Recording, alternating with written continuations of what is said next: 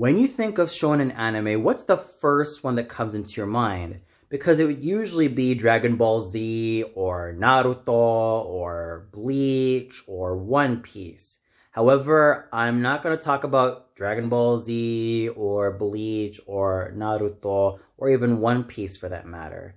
Instead, all of my attention, admiration, love, and absolute adulation goes to YuYu Hakusho, the anime that I consider to be the greatest of the shonen genre, and even one that I've always admired ever since I was a 7-year-old boy back in 1999 when I was growing up in the Philippines, and one that I further enjoyed during my tween and teen years when Funimation licensed it with their English dub, and therefore made this anime a whole lot stronger in my eyes.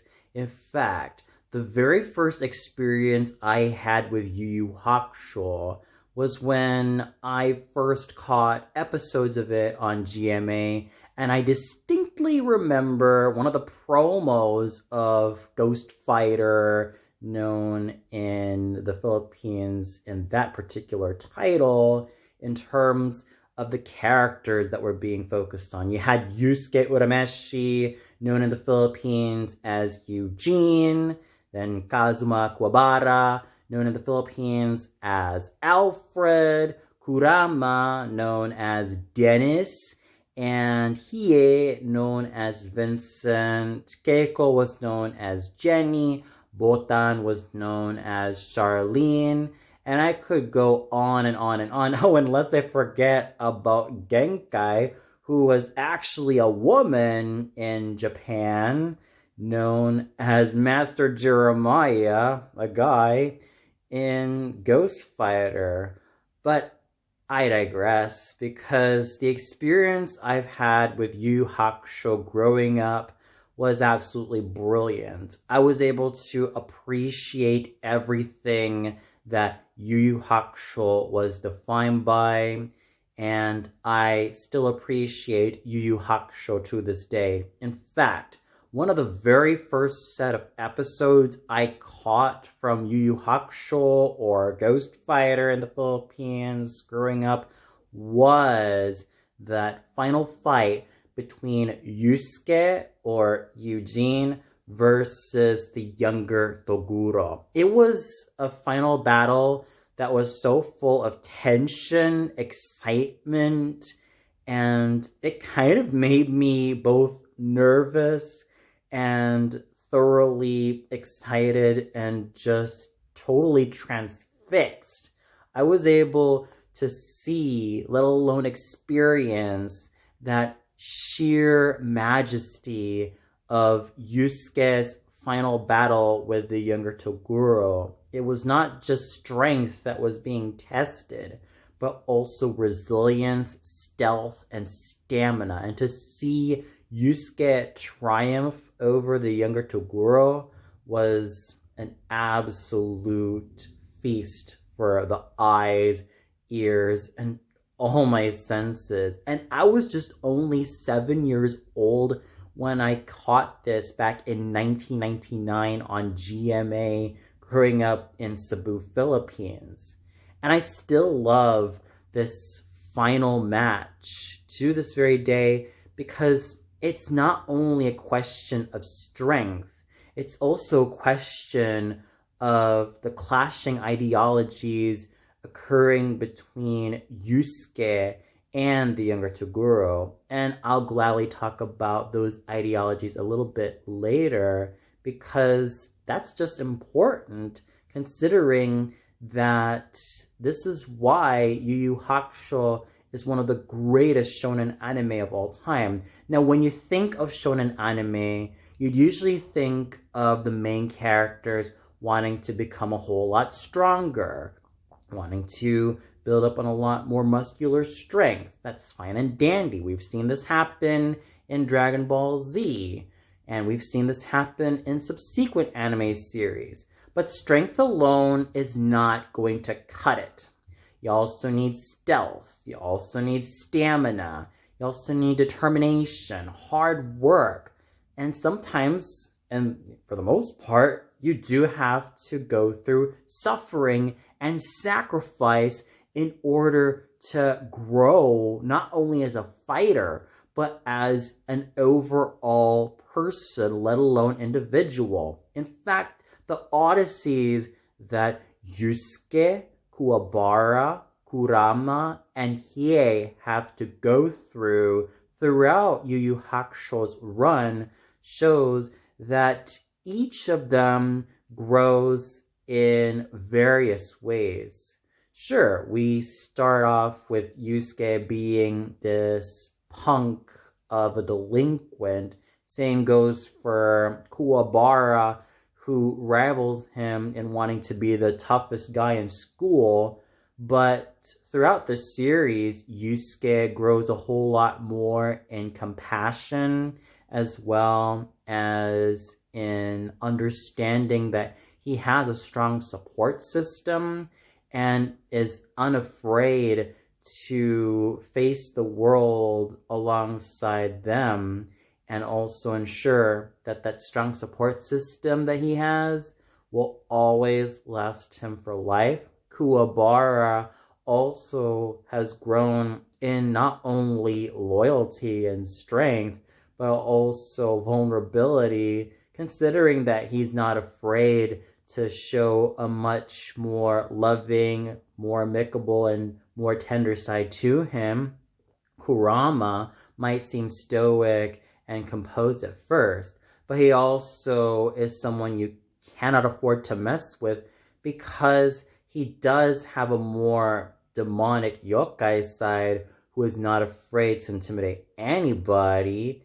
And at the same time, you get to see a lot more warmth and a whole lot more openness in Kurama.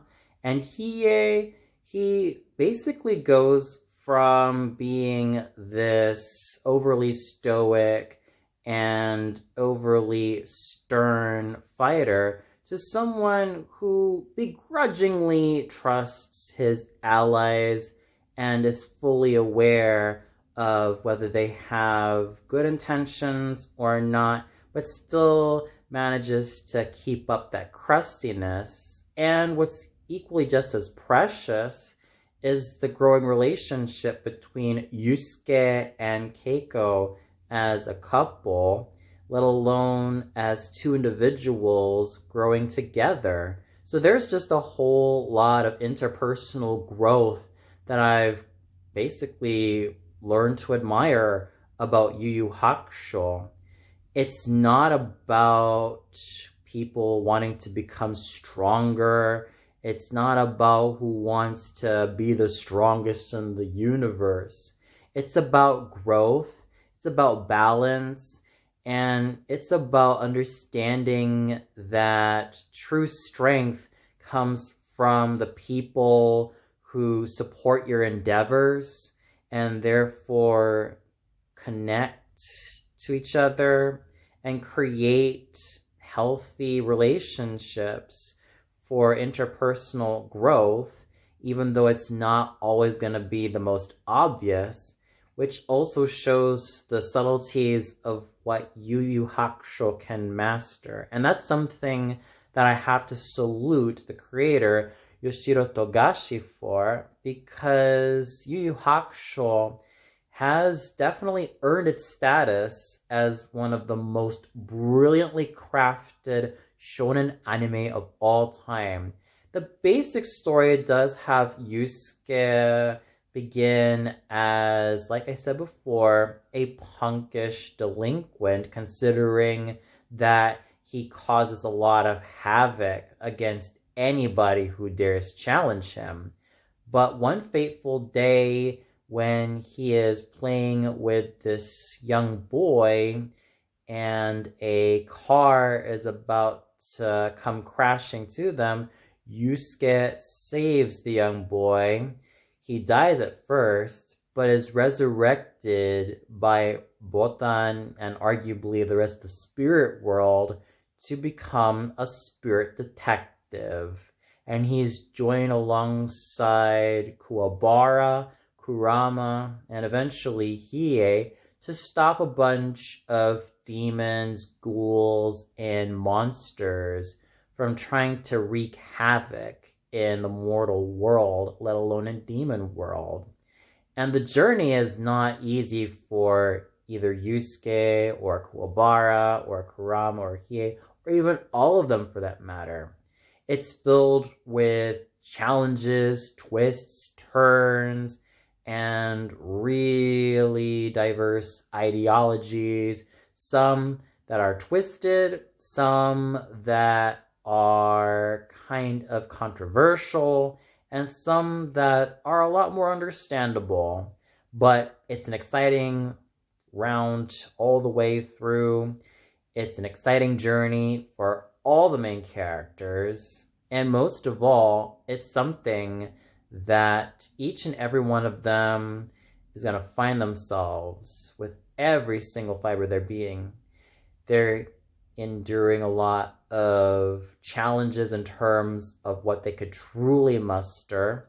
And that's something that has made Yu Hakusho a very strong shonen anime. And of course, it subverts a lot of the tropes you'd usually associate when it comes to shonen anime. Now, you'd think that for Yusuke's trainer, you'd expect a burlier, muscular, and therefore more stoic man. However, Yusuke ends up acquiring a tough, almost grandmotherly-like figure in Genkai, who holds nothing back in terms of having Yusuke grow not only as a fighter, but also as an individual. What's even greater about Yu Hakusho is that even with the tournament settings or with the whole save the world scenarios, the characters don't just rely on strength alone to complete the tasks, let alone the challenges. They also have to use their minds, be thoroughly street smart, and be thoroughly aware of their surroundings, thus combining smarts and stealth and skills, as well as a whole lot of stamina, both physically and psychologically, to get those challenges conquered and done. And that's something that has made Yu Yu Hakusho absolutely legendary and unique in my eyes, and something that I still cherish to this very day. I've mentioned my pieces about Yusuke's growth from a delinquent to someone who has tasted fear and despair, to someone who has fully come into his own as both a fighter and as a slightly more mature person, but still keeping that punkish yet rowdy edge about him. Kuwabara growing from someone who tries so hard to be the toughest, roughest, and gruffest guy in school, let alone the world, but eventually also displaying a strong moral code and a surprisingly tender side, but still keeping up that gruffness about him. Kurama being shrouded in mystery, but also being unafraid to stick by his allies and friends, while also exercising loyalty and allegiance to those he cares for. And Hiei eventually growing from someone who is kind of willing to work as a team, despite him being known for his extreme stoicism and someone that you never ever want to mess with, even on a dark alley. Yeah, and that's something that has made Hiei stand out, because you think that he's just the rival But he has a lot more nuance than that. And Hiei has both courage and integrity as a fighter, as well as that dark cynicism should anybody test his patience. And it's not just the main four that are stellar characters. I mentioned Master Genkai because she is also someone you do not want to mess with any stretch of imagination.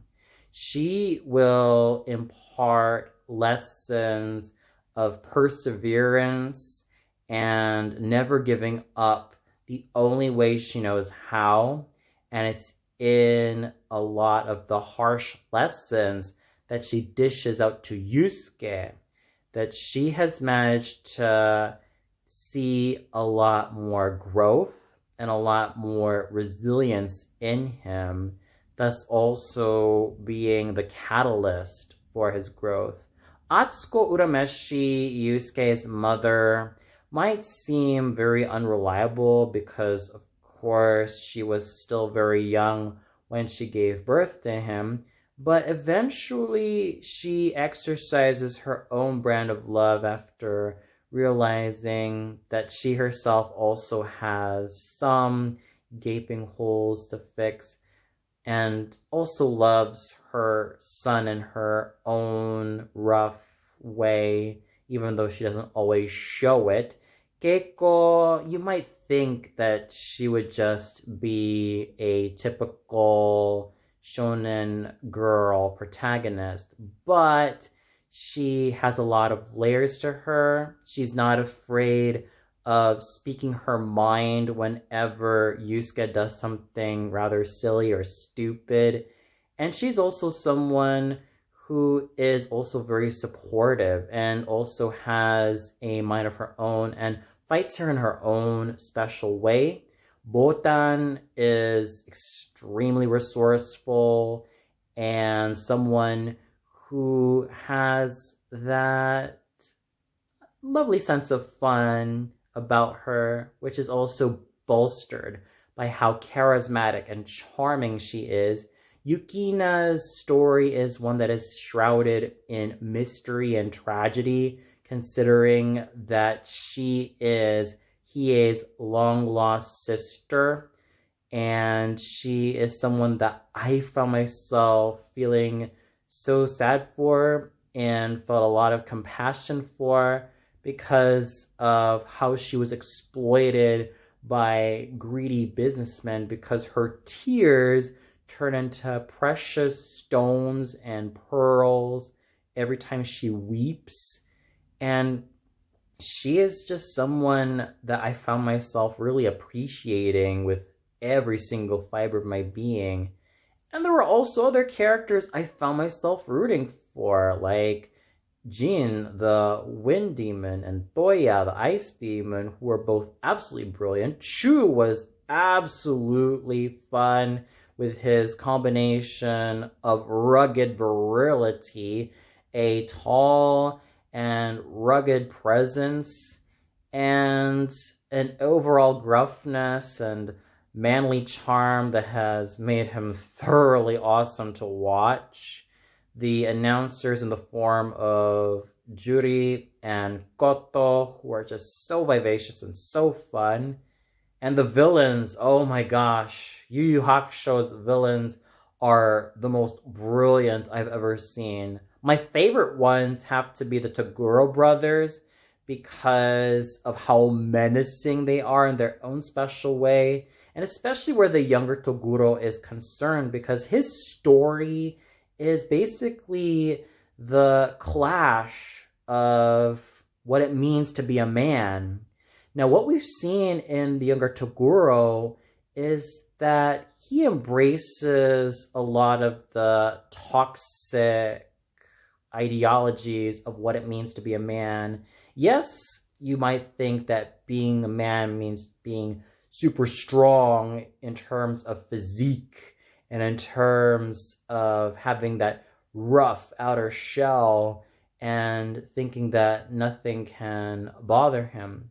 But he distorts it in the sense that he has thrown away all of his humanity and has pretty much abandoned the one girl who has tried to see the best in him, Genkai, and pretty much embraces just losing his emotions, losing vulnerability, and losing the more fragile sides of being a human, and therefore embraces being a demon. And it's not until that he ends up fighting Yusuke does Yusuke embody a lot of the sacrifices and the suffering that he goes through. The tests that Yusuke goes through with Genkai and Pooh in the cave, dealing with the physical and psychological suffering, and someone who has grown so much to see that he doesn't want to die alone, and knowing fully well that he has friends by his side in the forms of Kuwabara, Kurama, Hiei, Keiko, Botan, Yukina, and even Shizuru, and his own mother. And he realizes that he has a strong support system, whereas the younger Toguro has thrown any form of support system away, thus leading him to be defeated, and also showing that being a man is not just about being physically strong. It's also the willingness to connect with other people, to show people that you genuinely care, and to also show that compassion is possible whilst exuding strength and exuding courage. And that is where true strength and courage lie from. Self-sacrifice, compassion, and of course, understanding that you're not alone and that you have a strong support system.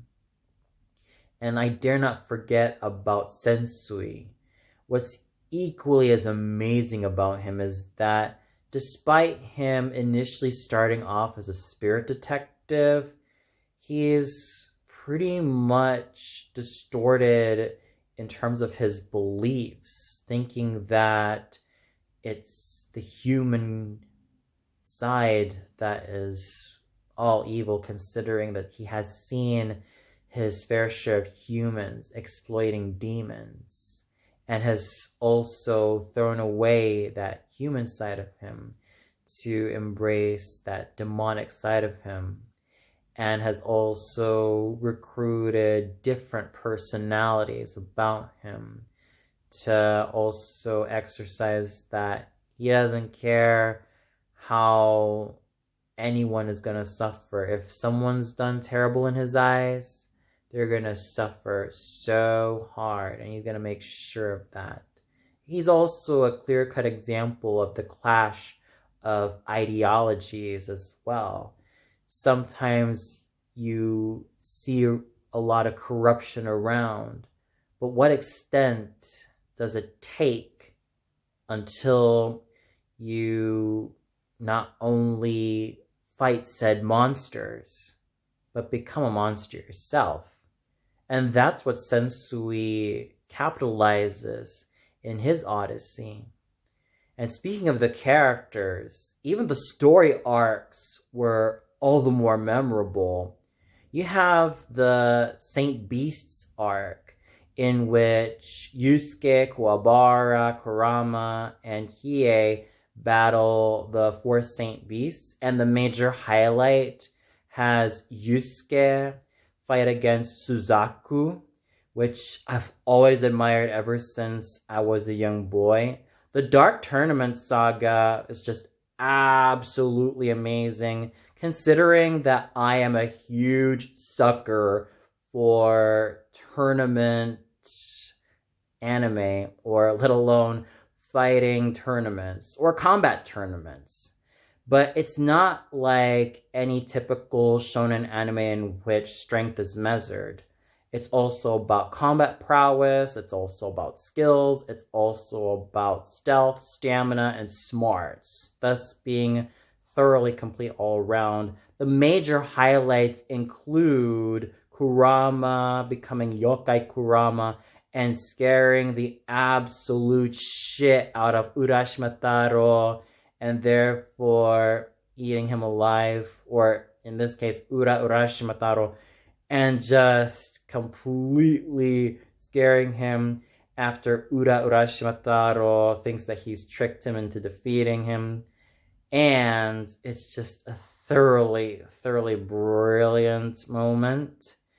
The Toguro Brothers saga itself was just thoroughly grand, and I've mentioned the final battle between Yusuke and the younger Toguro being a battle of not only means to be a man, but also the ideologies of what masculinity is defined by clashing each other. And Yusuke's selflessness, willingness to be vulnerable, and understanding that he's got a strong support system ultimately win against Toguro, basically discarding vulnerability and warmth and genuine compassion from other people. On top of that, the chapter Black Saga. My personal favorite shows that this is where the line between good and evil becomes more blurred.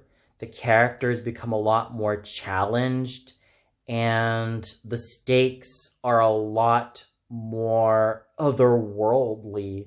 It's just an exciting experience to see how the story unravels in the chapter Black Saga, because it is high drama and high morality stakes incarnate. And I was totally in for it. Sure, some people might feel like the Three Kings saga was kind of underwhelming in terms of the anime version of it, and it should have been fleshed out a lot more. But it was really nice to see some familiar faces again, such as Chu, Jin, and Toya reunite with Yusuke and the gang.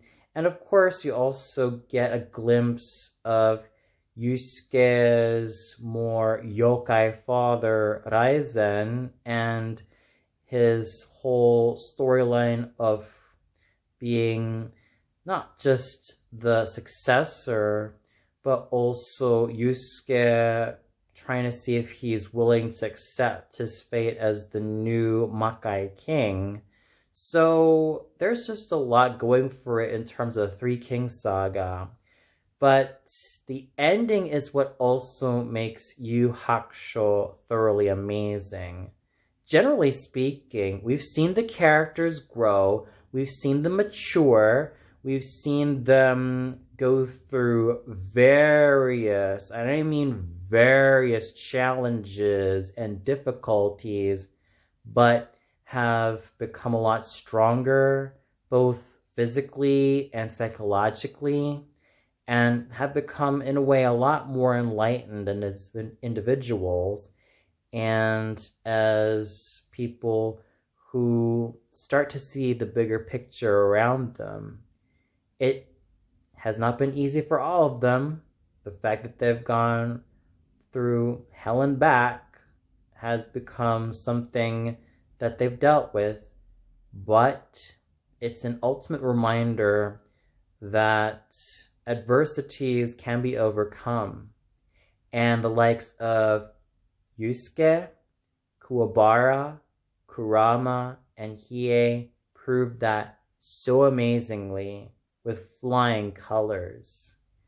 And talking about the characters, also talking about how strong the voice acting is on both tracks. It's no doubt that YuYu Hakusho made stars out of Nozomu Sasaki as Yusuke, Shigeru Chiba as Kuwabara, Megumi Ogata as Kurama, and Nobuyuki Hiyama as Hiei. This is especially the case of Nobuyuki Hiyama, because with Nobuyuki Hiyama, he has the impeccable vocal range to make Hiei a dangerous and intense, but also very nuanced deuteragonist.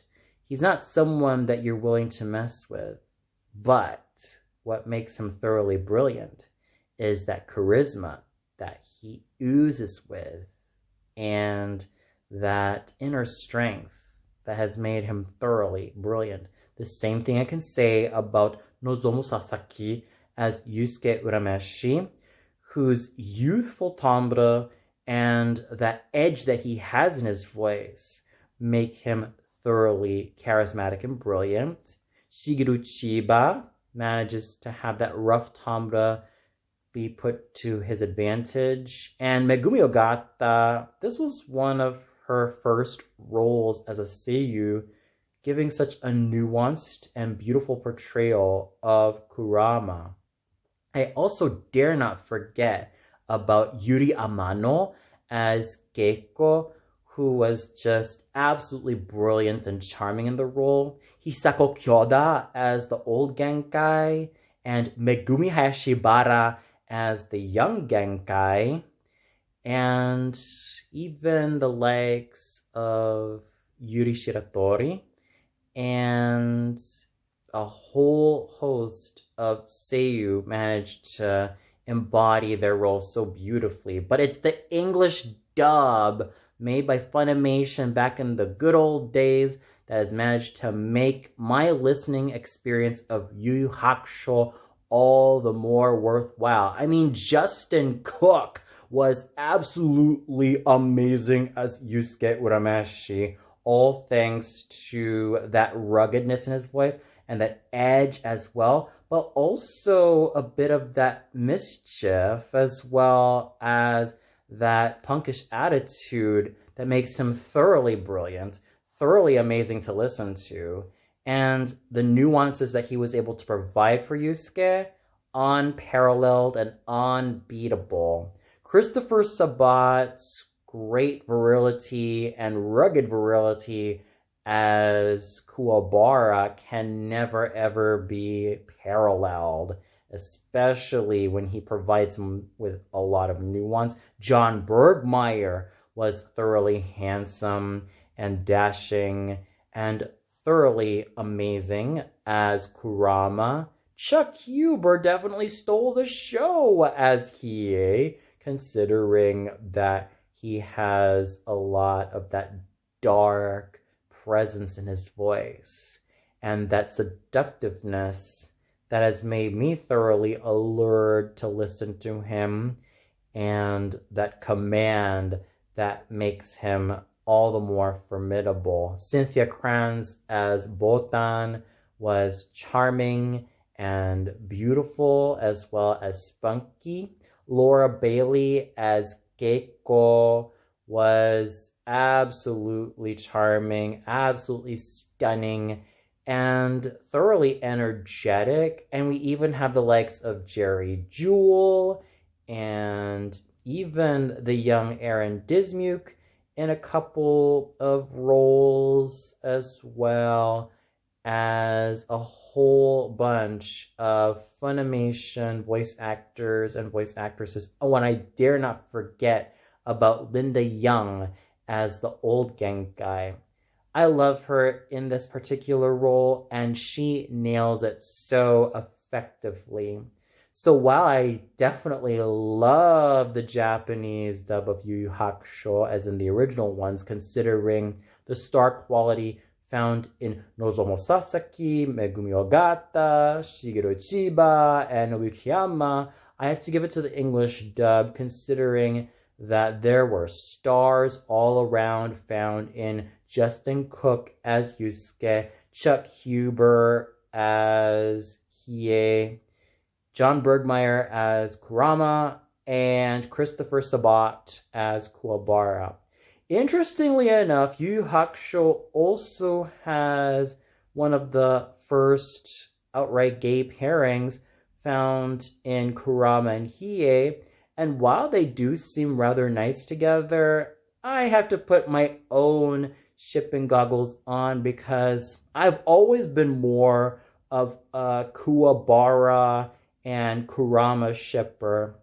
I actually love those two redheads together because I do think that Kuwabara and Kurama have all the potential to be such a fabulous, fabulous couple. And I've also been more of a Yusuke and Hiei shipper, considering that I could definitely sense a whole enemies to lovers vibe and a lot of belligerent sexual tension. And I do feel that both Yusuke and Hiei would challenge each other to become a lot stronger and a whole lot more determined. And of course, belligerent sexual tension would be thoroughly abundant between both Yusuke and Hiei. And in terms of the ladies, I am more of a Keiko Yukina shipper. I just think that she has a nicer chance of being in a wonderful relationship with Yukina. And I have been kind of partial to Mukuro and Botan as a couple as well, considering that Mukuro's mysteriousness can match Botan's spunk so beautifully. And as for the heterosexual couples, I'm more of a Sakyo and Shizuru shipper. I think those two absolutely match well with each other. And in terms of the guy-on-guy pairings, I've been more partial to Jin and Toya as a couple. So there you have it. Aside from me loving the story and the characters and everything about Yu Yu Hakusho, I'm also a hardcore shipper of these particular couples. What more can I say about Yu Yu Hakusho? It's absolutely brilliant. It's no wonder why it is the greatest shonen anime of all time. And it's something that still resonates with me to this day as a grown-up. I order any parent with teenage boys or even tweenage boys to make them go watch Yu Yu Hakusho. It's definitely a great coming-of-age anime, and it's not just mindless violence. It's not just violent for the sake of being violent. It has a purpose. It has wonderful storylines and exceptional story arcs and messages that can ring true to anybody willing to grow up, take challenges, and just wrestle life on the horns.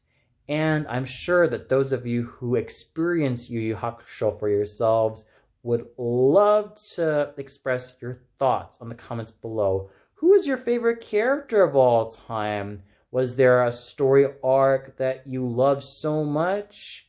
And if so, which ones did you find yourself watching over and over again? And who did you really feel most attached to? I would love to hear your thoughts in the comments below. I hope you all enjoyed my video about my experience with Yu Yu Hakusho, and I would love to hear everything that you would love to express about your experiences, let alone your unique experiences of Yu Yu Hakusho on the comments below. Take care and stay safe, everybody.